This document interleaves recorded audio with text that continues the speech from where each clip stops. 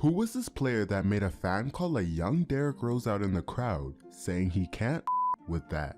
This is the high school player who had Chicago's high school basketball on notice. So, Sharon, he basically can't be stopped. He's still a kid. Where do you see a kid at in Sharon Collins? I see no kid in that. If you notice, I see a beast. I see a beast. Born and raised in Chicago, Sharon Collins was a super talented athlete playing multiple sports such as football, basketball. But he also had to overcome multiple obstacles in his personal life, being in environments filled with gang life. But his talent in basketball would put people on notice in the high school basketball scene, where he would attend Crane Prep High School. And in his freshman year of high school, Sharon Collins would play varsity as a freshman and would completely kill his competition, as Rose would say, being a very shifty and crafty guard who can create plays for others and get a bucket with ease, which would continue to transition over his next 3 years of high school basketball, where he would average 19.8 points per game, 3.1 rebounds, and 5.1 assists his junior year, and would receive college interest and offers from colleges such as Iowa, Illinois, Kansas, Georgia Tech, and Indiana.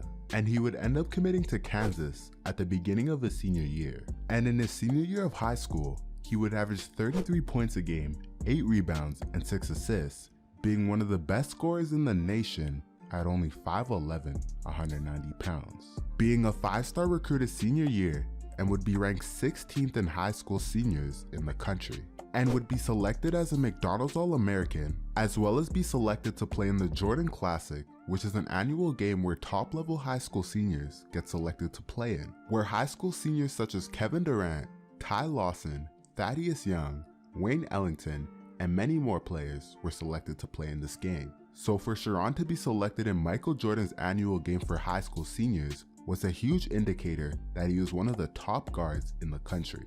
After a marvelous high school basketball career, he would now be playing in a prominent college basketball program such as Kansas in the college basketball world, winning 4 national championships in program history, including the recent one in 2022, beating UNC, and having some popular NBA Hall of Fame alumni such as Wilt Chamberlain and the Truth, Paul Pierce. His 4 years as a Kansas Jayhawk were nothing more than spectacular on the court, being a more so role player his first 2 years, only starting 6 games combined. But he would be a huge contributor in his team's success with his ability to make plays for himself and for his teammates, which would earn himself a Big 12 All-Conference Freshman team, as well as the Big 12 Sixth Man of the Year award, as the Jayhawks would win the Big 12 Conference Championship his first 2 years. However, getting his body in physical shape was one of the more important aspects of himself he had to change, because his freshman year, he would come in at 5'11", 227 pounds at the point guard position. So going into his sophomore year, Collins would work hard and lose roughly 27 pounds, but he would have an unfortunate ankle injury his sophomore year that would force him to miss several weeks during that season.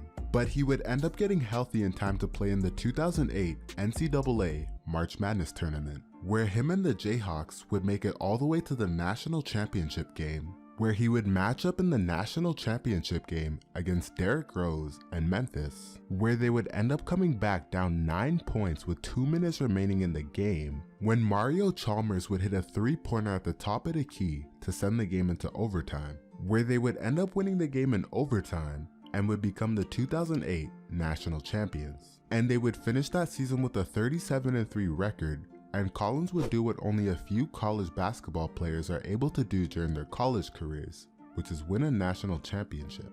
In his junior year, and now being the veteran of the team, he would become the household name at Kansas from averaging 9.3 points per game his first 2 years to just under 20 points per game and 5 assists. And in his senior year at Kansas, he would help lead the Jayhawks to another Big 12 Conference Championship, as well as win the Big Conference Championship Most Valuable Player, to punch their ticket into another March Madness appearance, where he would be on the front cover of Sports Illustrated 2010 March Madness Tournament magazine. After an incredible college basketball career at Kansas, Collins would declare for the 2010 NBA Draft. But with the draft with elite point guards coming out of college such as John Wall, Eric Bledsoe, and Armand Johnson, And Sharon, being an undersized guard at only 5'11", and having weight problems in college, which he would end up losing during his pre-draft training, NBA scouts would highlight that as his weakness, as they would say his lack of height would be a concern offensively finishing in the paint. Now, we've seen time and time again of undersized players flourish in the NBA, but an opportunity is all Sharon needed to prove the doubters wrong.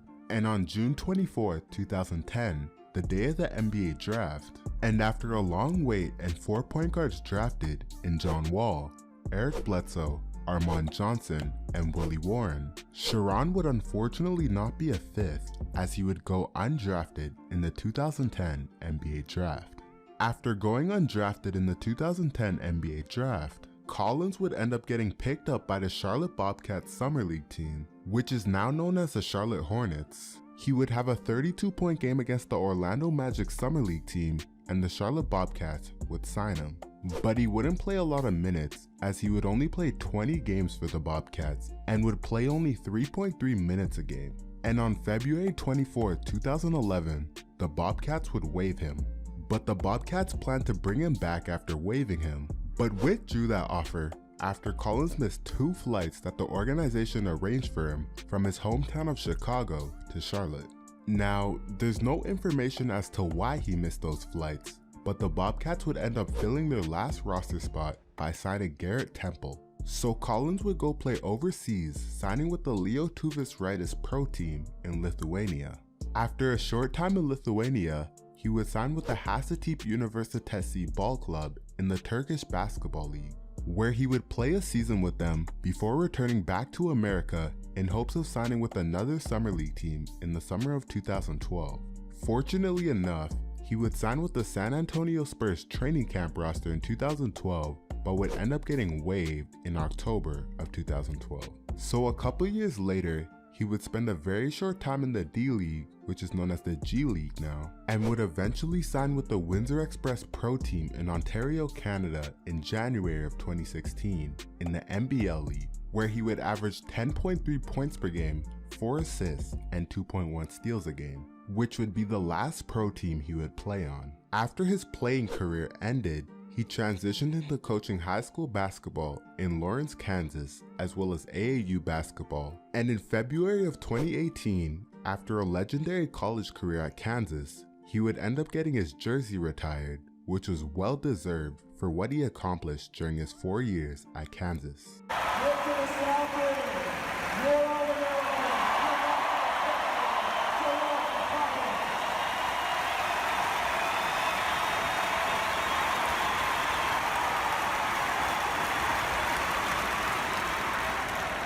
So that concludes the hoop story of Sharon Collins for those of you who didn't know who he was. Although he didn't have the NBA career he would have loved to have due to the business side of the NBA, he was still able to have an incredible pro career, playing ball overseas, and now passing down the skills and knowledge he knows to the younger generation by coaching. Like always, like, comment, share, and subscribe. Follow my social medias in the description, and I'll see you in the next video.